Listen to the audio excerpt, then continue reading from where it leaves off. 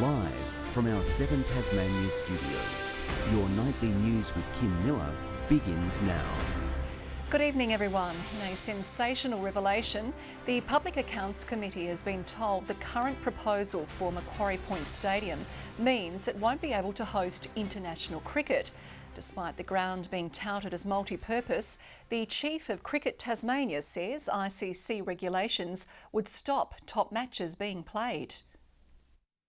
It was a feature of the launch and the business case. Switching top-class cricket from Blunsdon Arena to Macquarie Point was touted for the $750 million fixed-roof arena. However, those ideas were today bowled out during a parliamentary committee. You can't play Test cricket under a roof. That's the current conditions. Right. That's pretty clearly outlined. Cricket Tasmania's CEO telling the committee the ICC laws forbid it, the evidence stumping members. We're a bit at odds. Fixed roof. Yeah. This is under a fixed roof. Yeah. Yeah. You can't play Test cricket with a roof on. What about one-day cricket? One-day cricket, official one-day cricket games, you can't play under a roof either at this stage. The government made aware a few months ago. We've only recently provided the ICC regulations, so that was, as I said, just after Christmas. A government spokesperson telling 7 Tasmania the project is still a concept and key stakeholders will be consulted during the design process. Meanwhile, the RSL also told the inquiry they had their own plans for the area before the government's announcement. Initial consultations not to the CEO's liking. Look, if I'm honest, was a little bit fireworky. When I go into a meeting, I expect consultation. I don't expect information. They haven't had the kind of engagement you expect an important and key stakeholder like the RSL to receive from this government. The CEO pointing out they're not opposed to the idea, but they need answers on the impact to the cenotaph. The height, the size, and how long the build is going to take. If we get to that stage where it's not going to affect the cenotaph, then our argument must fall away. The Premier says the two parties met this week and he's confident they can work together. It was a very positive dialogue, it was consultative, constructive, and that's how we like to operate, and that's how we'll continue to operate. The Veterans Minister also says the government will work to ensure the RSL is consulted as the plan develops. John Hunt, 7 Tasmania News.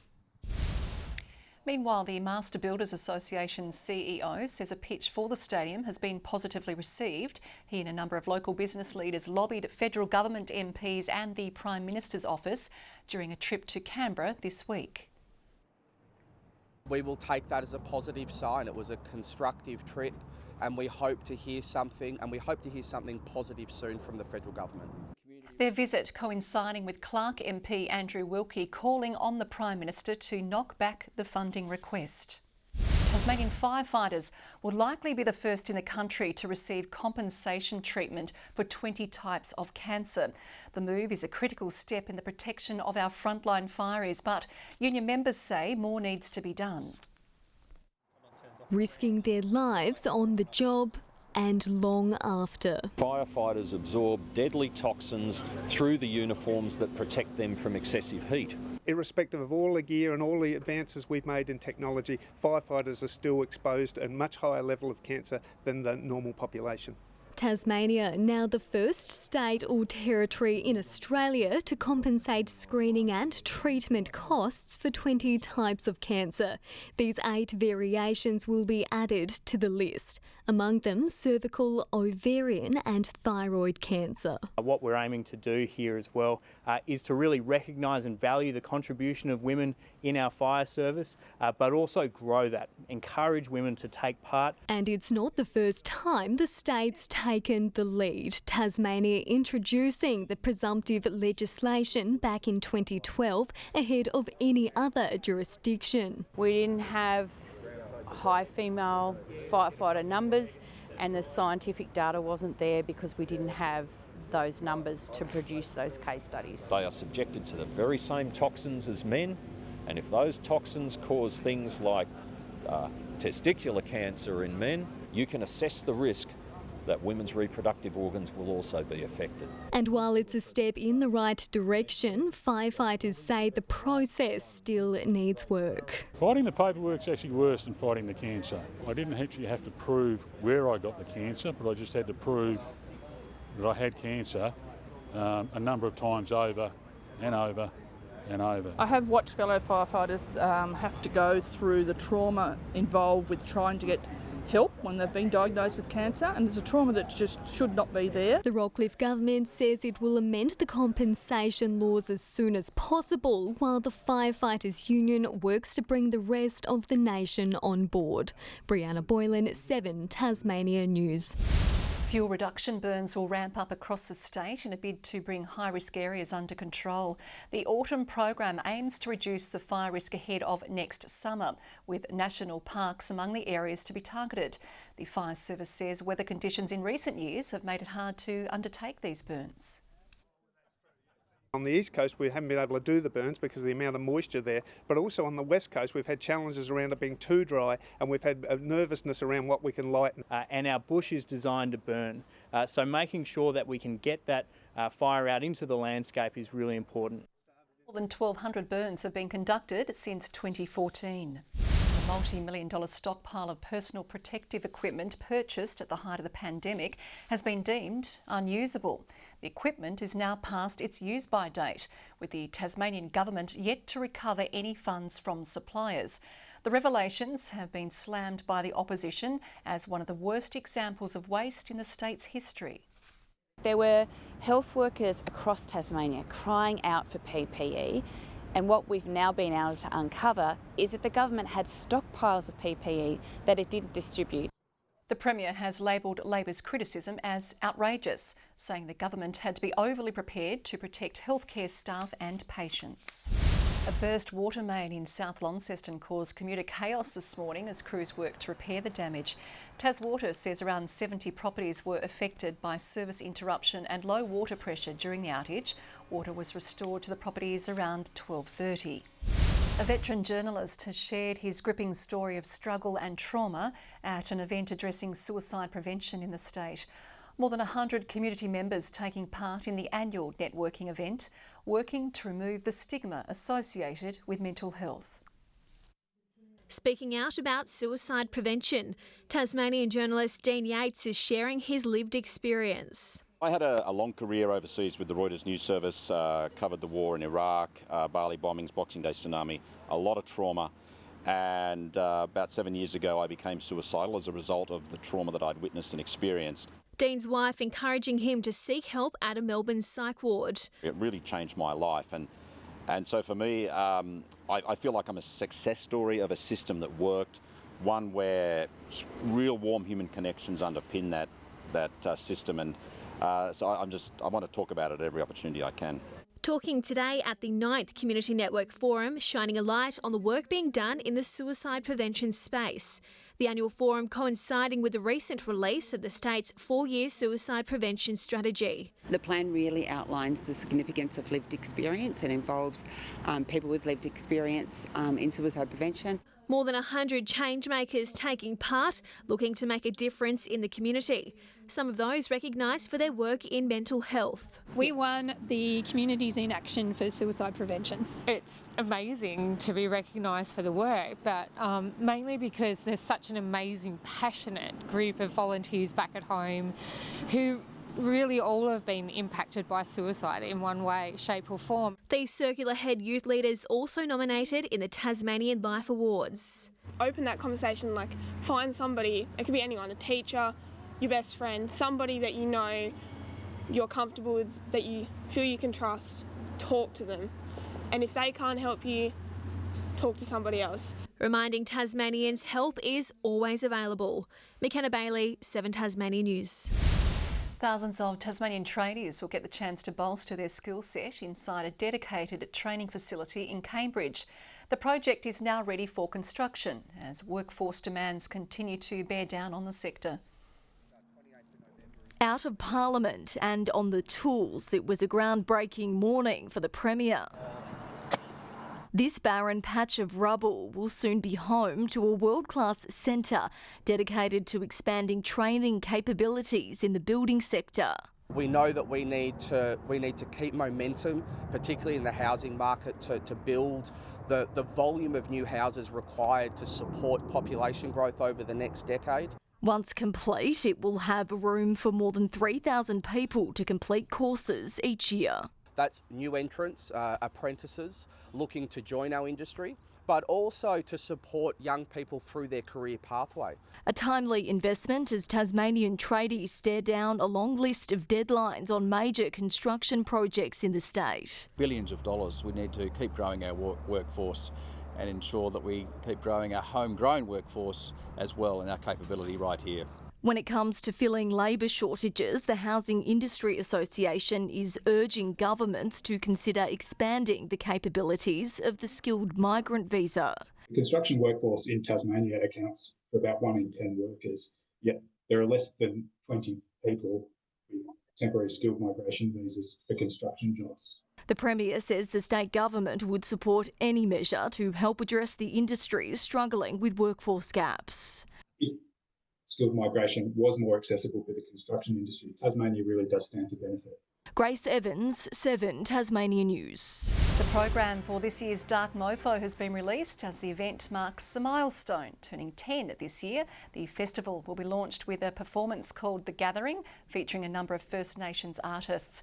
Dozens more acts from around the world will also perform across the 2-week festival. Fan favourites Night Mass, Dark Park, Winter Feast and the Masquerade Ball will also return. Dark Mofo runs from June 8 to 22. After 2 sellout years, Launceston's Ukulele Jamboree is back and taking over the city centre from tonight. Artists from near and far have come to perform at the 3-day event, giving music enthusiasts a chance to hear some of the best in the business and pick up an instrument themselves. Singing from his own hymn sheet. Oh, you can't shove your granny off the bus. No, you can't shove your granny off the bus. Graham McColgan is one of the artists taking the audience to church tonight. Our state holding an irresistible appeal for the Scottish-born performer. A couple of my first gigs were in Tasmania, even though I live in Sydney, and Tasmania is my happy place. It's like Scotland with the sun. He's just one of the acts lured to Launceston for this year's Ukulele Jamboree. Now in its 3rd year, the fast-growing event outgrew its 2 previous venues. This year, the council have followed my vision of having a full 3-day festival right in the heart of the Launceston CBD. Organiser Jackie says the instrument's accessibility is what strikes a chord with so many. In half an hour you've learnt 3 chords and you're playing your first song, and you can play everything from folk to rock and roll bangers to anything. Pilgrim Church is playing host to a range of professional artists, while special performances will be held in the Brisbane Street Mall. Tomorrow I'll be performing at the mall, and I'll be running the flash mob with, I think we've around 100 people signed up now. For those of us looking to brush up on our ukulele skills, the festival's offering lessons in everything from playing the blues to how to craft a colourful stage presence. And we've also got a music market Saturday morning here in the walkway of this beautiful church. Hoping to hit the right note with crowds this weekend. Annie Green. 7 Tasmanian News.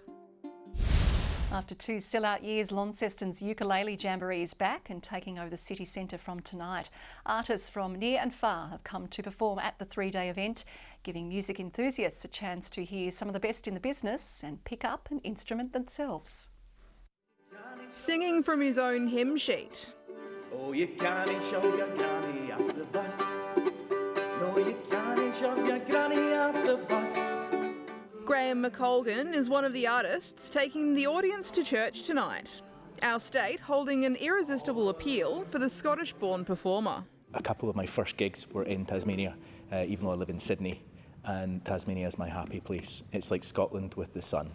He's just one of the acts lured to Launceston for this year's Ukulele Jamboree. Now in its 3rd year, the fast-growing event outgrew its 2 previous venues. This year, the council have followed my vision of having a full 3-day festival right in the heart of the Launceston CBD. Organiser Jackie says the instrument's accessibility is what strikes a chord with so many. In half an hour, you've learnt 3 chords and you're playing your first song. And you can play everything from folk to rock and roll bangers to anything. Pilgrim Church is playing host to a range of professional artists, while special performances will be held in the Brisbane Street Mall. Tomorrow I'll be performing at the mall and I'll be running the flash mob with, I think we've around 100 people signed up now. For those of us looking to brush up on our ukulele skills, the festival's offering lessons in everything from playing the blues to how to craft a colourful stage presence. And we've also got a music market Saturday morning here in the walkway of this beautiful church. Hoping to hit the right note with crowds this weekend. Annie Green. 7 Tasmanian News. Pedal Power has pushed a Tasmania Police charity to record heights, with the organisation raising $90,000 for St Giles and Autism Tasmania. 73 cyclists took part in the fundraising efforts, riding 400 kilometres from Sheffield to Tarraleah in December. It's such a great bunch of blokes that we ride with that are all on the same cause, looking for to get the same outcome, to support kids that are with disabilities and challenges in our community. Every police officer at some stage has said, I want to do this job to help people, and this is a way for us to be able to help. The Police Charity Trust has raised more than $800,000 since it started in 2007. The Hobart City Council is giving away more than 1,000 free plants to people looking to beautify the fronts of their properties. It's part of a $16,000 program encouraging Tasmanians to take care of their local environment as the council moves away from maintaining residential nature strips. Some of them are Tasmanian natives, some of them are Australian natives, and some of them are exotic. So some of them will do well under shade and others will do well in exposed sites. So really we've got something for everyone. Residents can apply online for a maximum of 20 shrubs. The Deloraine Football Club is feeling excited heading into their first ever curtain raiser at UTAS Stadium tomorrow. The Kangaroos will take on Bridgenorth ahead of Hawthorn and North Melbourne's Round 3 showdown. You don't get an opportunity to play on that ground through the NTFA, only if you're in the grand final. So that's something to aspire to for the players, to hopefully we can do it again later on in the year. Ahead of the main event, the local football club will be selling raffle tickets around the stadium, raising funds to go towards their flood recovery. Day 2 of the NBL free agency period has wrapped up with some sad news for Jack Jumpers fans. The only Tasmanian-born player in the league, Sam McDaniel, has signed a 2-year deal with the Brisbane Bullets. Teammate Isaac White will follow suit, also signing on for 2 years with Brisbane. The Iceman joined the JJs last season as a development player. And with Scottsdale's 70s Premiership heroes having a reunion this weekend, tonight's Friday flashback is for the black and white in black and white. A run of 6 NTFA Premierships in 10 years began in 1964 when the Magpies became a feared part of the footy landscape. 2 years after television arrived in northern Tasmania, cameras captured these pictures of a packed house squeezed in to see Scottsdale take on coastal powerhouse Cooey in the state premiership decider. That's Lloyd Wish-Wilson. He runs in to have a look at the goals, has a snapshot, but he's a backman kick and it goes out of bounds in the left pocket forward position. Cameras also caught the team playing one of the South's champion sides, Sandy Bay, that same year in 1964. And there's 2 goals on the board for Scottsdale. In those days, the drop kick was more popular than the drop punt, but Scottsdale knew how to use it best as they won 6 flags in 10 years. As the 70s rolled around, the recruitment of Bob Wilson set up 3 of those in just 4 years, as the Essendon recruit took charge in the grand final of 1970, seen here against Launceston. With an average age of just 21, the young side played the game of their lives, taking control of the game early by restricting Launceston to just 3 points in the opening term, while booting 6 goals of their own. In the end, the Magpies won 124-99, Ron Hall best on ground after kicking 4 goals. The glory days for a champion club. Tom Johnson, 7 Tasmania News. Good evening. Hobart and Burnie reached 18 today. Launceston the state's high with 21, Devonport a top of 20.